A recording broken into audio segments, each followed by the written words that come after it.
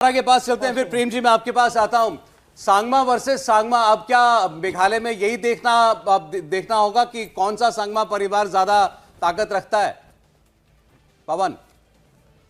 बिल्कुल सौरभ जी, सबसे बड़ी बात यह है कि हमें देखना होगा कि आंकड़ा कितना रहता है। फिलहाल 23 पर आगे दिख रही है टीएमसी, लेकिन 23 से ज्यादा फर्क नहीं पड़ेगा क्योंकि पिछली अभी तो 19 पर आ चुकी है पवन। आगे थी।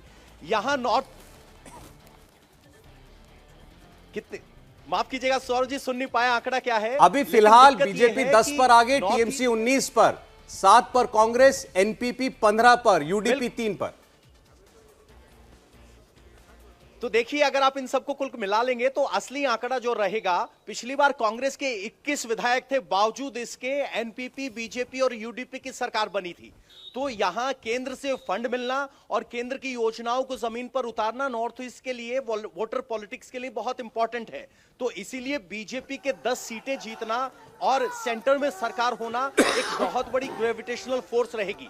एनपीपी जब चुनाव लड़ रही थी तो उन्होंने केंद्र सरकार की योजनाओं के काम खुलकर गिनवाए थे, बिना इस बात की परवाह किए कि बीजेपी उन पर भ्रष्टाचार के आरोप लगा रही है, उनके खिलाफ इलेक्शन लड़ रही है। और उन्होंने जमीन पर अपने आप को बीजेपी से अलग दिखाने की कोशिश नहीं की थी, बल्कि उनके निशाने पर मुकुल सांगमा थे। और जमीनी हकीकत यह है कि मुकुल सांगमा, कांग्रेस पार्टी आज एक भी मौजूदा विधायक के बिना लड़ी थी, क्योंकि 21 के 21 विधायक कांग्रेस को छोड़ के चले गए थे। जब यहां फार फ्लंग्स एरियाज में, गांव में जाकर पार्टी की पहुंच बनानी होती है तो आपको ये चेहरे की जरूरत है, और उस चेहरे का अकाल कांग्रेस पार्टी में देखा। वो सारे चेहरे या तो कुछ एनपीपी में चले गए, 2 बीजेपी में आ गए और 12 टीएमसी में चले गए। और इसी का नतीजा है कि मुकुल सांगमा का चेहरा और उनके वो 12 विधायक जो अपनी कॉन्स्टिट्यूएंसी को जानते हैं, वो आज आगे इस कतार में खड़े नजर आ रहे हैं।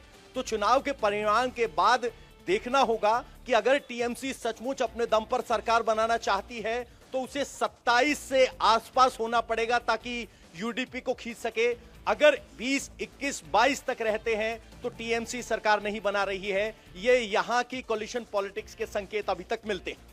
एक बार जरा प्रेम शुक्ला जी के पास जाना चाहते हैं। एक बार उनको त्रिपुरा की परिस्थिति बता दूं। 26 पर बीजेपी प्लस आगे है, 23 पर कांग्रेस और लेफ्ट आगे चल रही है। त्रिपुरा मोता 11 सीटों पर आगे। हम बार बार मेघालय की बात कर रहे हैं। ममता बनर्जी की पार्टी बंगाल के बाहर किसी राज्य में सबसे बड़ी पार्टी बनी है। 19 सीटों पर इस वक्त वो आगे चल रही हैं। अब क्या कोई राजनीतिक तौर पर अछूत नहीं है आपकी पार्टी के लिए भी? अब मैं मेघालय की बात करूं तो, क्योंकि अभी तो आपके जो पुराने साथी एनपीपी और आपको मिला लें तो बहुमत तो नहीं छू रहे आप लोग।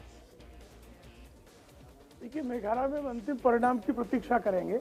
अंतिम परिणाम आने के पहले किसी प्रकार की टिप्पणी करना ये जल्दबाजी होगी। और त्रिपुरा में स्पष्ट है कि हमको बहुमत प्राप्त होगा। हम 40 सीटों पर सफलता हासिल करेंगे। जैसे ही मतगणना का अगला दौर आएगा, आपको ये स्पष्ट बढ़त जो है भारतीय जनता पार्टी को दिखाई देगी। नागालैंड में हमारे गठबंधन की सरकार स्पष्ट तौर पर बनती हुई दिखाई दे रही है। मेघालय का मैं यही कहना चाहूँगा कि हम अंतिम परिणाम तक प्रतीक्षा करेंगे और उस पर जो है हमारा नेतृत्व गंभीरता से नजर लगाए बैठा है। नहीं, लेकिन कांग्रेस पार्टी और लेफ्ट का प्रदर्शन जो है इतना अच्छा होगा, आप भले ही कहें कि अभी और दौर की काउंटिंग हो जाने दें, लेकिन एक राउंड के बाद की हम बात कर रहे हैं। आप 26 पर, वो 24 पर, इसकी तो शायद कल्पना नहीं की थी आपने। देखिए, कांग्रेस और लेफ्ट का जो पिछली बार का अगर आप वोट मिला लेंगे तो उसकी तुलना में गठबंधन होने के बाद उनका नीचे ही आया है। पिछली बार का आप मत प्रतिशत जो लेफ्ट का है पिछले विधानसभा चुनाव का और कांग्रेस का जो प्रतिशत है, उन दोनों का योग कर ले तो उसकी तुलना में इस बार का जो मत प्रतिशत होगा वो सिर्फ 60% ही पिछली बार का होगा। हाँ, चूंकि वो दोनों एक साथ आए इसलिए चुनाव परिणाम में थोड़ा उनको जो है लाभ अभी रुझानों में होता हुआ दिखाई दे रहा अभी तक। लेकिन मुझे पूरा विश्वास है कि जब अंतिम परिणाम आएगा तो कांग्रेस और लेफ्ट का यह गठबंधन उनके लिए डिजास्टर है। अच्छा, कांग्रेस और लेफ्ट का जो गठबंधन है संजीव जी, इसमें अभी जैसा कि थोड़ी देर पहले डिटेल आ रही थी, उसमें वाम दल ज्यादा ताकत से लड़ रहे हैं बजाय कांग्रेस के। तो अगर ताकत भी ये जो दिखाई दे रही है, टैली में 21 पर आगे चल रही है कांग्रेस अपने सहयोगी के साथ, अभी ये आंकड़ा एक घट के 20 हो गया है, तो ये तो फिर वाम दल की ताकत कही जाएगी। देखिए, वामदल ही वहाँ रेलेवेंट था। मानिक सरकार की सरकार 3 बार चीफ मिनिस्टर या 4 बार चीफ मिनिस्टर रहे थे। इस बार भी जो 60 सीट्स में से 42 या 44 सीट्स कम्युनिस्ट पार्टी लड़ रही है, तो वहाँ पे स्मॉलर पार्टनर है कांग्रेस पार्टी, और वजूद ज़्यादा सीपीएम का था, तो सीपीएम को ही ओवरथ्रो करके बीजेपी आई थी, विप्लव देव, तो टक्कर वहाँ है। अब जैसे अभी बीच में एक, मुझे मालूम नहीं, एक जब जो आप बीजेपी के वहाँ से दिखा रहे थे, एक कोई व्यक्ति कह रहे थे कि देखिए कांग्रेस और सीपीएम का अलायंस हो गया, लेकिन वो जमीन पे कितना अलायंस, क्योंकि दुश्मनी थी, दसियों साल तक दुश्मनी थी, एक दूसरे के वर्कर्स, क्योंकि सामने था इसलिए अलायंस हो वर्कर्स गया। मार रहे थे उनके, तो वो कितना दिल से मिली है कांग्रेस और सीपीएम, वो एक प्रॉब्लम तो है। अब जैसे आप इमेजिन कर सकते हो केरल में कांग्रेस और सीपीएम का अलायंस हो जाए, वहां तो वो प्रमुख राइवल्स रहे हैं बहुत सालों तक, तो ये समय की मांग को देखते हुए ये अलायंस हुआ है।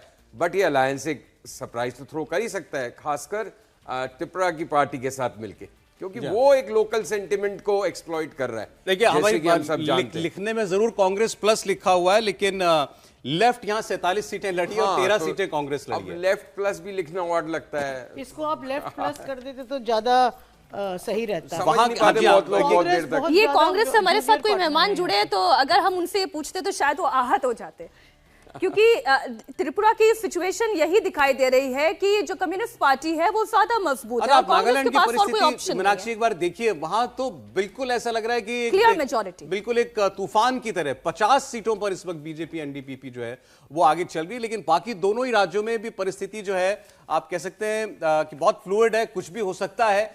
मेघालय में बीजेपी ने बहुत अच्छा परफॉर्म किया है, पिछली बार केवल 2 विधायक थे, इस बार 10 पर वो लीड कर रही है और ये आंकड़ा काफी देर से यहीं पर है। तो बीजेपी ने एक अच्छी बढ़त और एक अच्छी जड़ें अपनी मेघालय में बनाने में कामयाबी हासिल की है, ऐसा अभी तक के ट्रेंड्स को देख करके लग रहा है। तृणमूल कांग्रेस जो आप कह सकते हैं इनसाइड आउट है कांग्रेस पार्टी ही, क्योंकि मुकुल सांगमा जो पूर्व मुख्यमंत्री थे, कांग्रेस पार्टी के नेता, वो अपने सारे विधायकों को लेकर के टीएमसी में आ गए थे, वो खुद अपनी सीट पर लीड भी कर रहे हैं, तो वो इस वक्त टीएमसी में 17 पर टीएमसी आ गया है। कांग्रेस ने नए चेहरे ढूंढे, उनको लड़ाया, 7 सीटों पर कांग्रेस की पार्टी के उम्मीदवार आगे चल रहे हैं। एनपीपी कॉनराड सांगमा जो मुख्यमंत्री हैं, उनकी पार्टी 17 सीटों पर वो इस वक्त आगे हैं, लगभग अपनी 2018 की परिस्थिति के आसपास ही हैं, लेकिन तब उन्होंने बीजेपी और बाकी यूडीपी जो आपको दिख रहा है उसको साथ लेकर के सरकार बनाने में कामयाबी हासिल कर ली थी, और अदर्स को लेकर के अन्य 5 हैं। अब ये 5 जो हैं ये बहुत बड़ी भूमिका अदा कर सकते हैं। अब अगर इसी को हम जोड़ लें, बीजेपी के 10, एनपीपी के 18, ये पोस्टपोल अलायंस अगर हम करते हैं तो 28 तो मिलकर यही हो गए। फिर इसमें अगर अन्य 5 बीजेपी अपने साथ जोड़ लेती है तो इसमें कोई दो राय नहीं, वो सरकार भी बना लेगी। रेणु जी, कोई मुसीबत दिखती है क्या बीजेपी के लिए? हाँ क्या मुसीबत? मेघालय में दिखती है मुसीबत, क्योंकि जैसे मैंने कहा कि जो पॉलिटिकल पार्टीज हैं उनका अपनी स्टेट्स को भी लेके एक प्रॉब्लम है। तो यहाँ पर जो जिस तरह से बीजेपी ने अटैक किया है कॉनराड सांगमा को, मुझे लगता नहीं कि अगर सांगमा जी के पास कोई और ऑप्शन रहेगा तो वो बीजेपी के साथ नहीं जाएंगे। और ये जो दोनों सांगमा ये तो फिर कॉनराड सांगमा के पास ऑप्शन क्या है?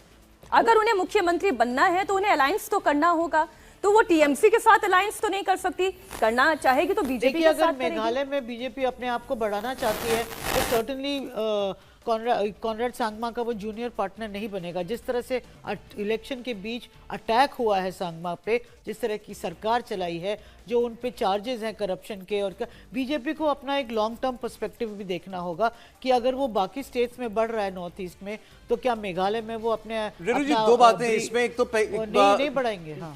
कि कॉनराड सांगमा को दूसरा और मुकुल सांगमा वो भी पूर्व मुख्यमंत्री हैं, उनके साथ जाना एक ट्रेडिशनल राइवलरी जैसी बात होगी कि वो दोनों एक साथ आ जाएं।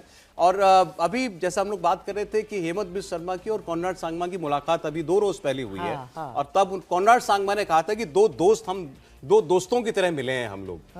कोई पॉलिटिकल चर्चा तो हुई होगी उसके बारे में उन्होंने बताया, लेकिन बहुत लोगों का मानना है कि उसमें यही संभावनाएं तलाशी गई हैं। जहां हेमंतो शर्मा होंगे वहाँ दोस्ती का तो आभार हो ही जाता है, क्योंकि वो उसके आगे भी बहुत सारी चीज़ें प्रपोज करते हैं जो हमने उनका तरीका देखा काम करने का नॉर्थ ईस्ट में।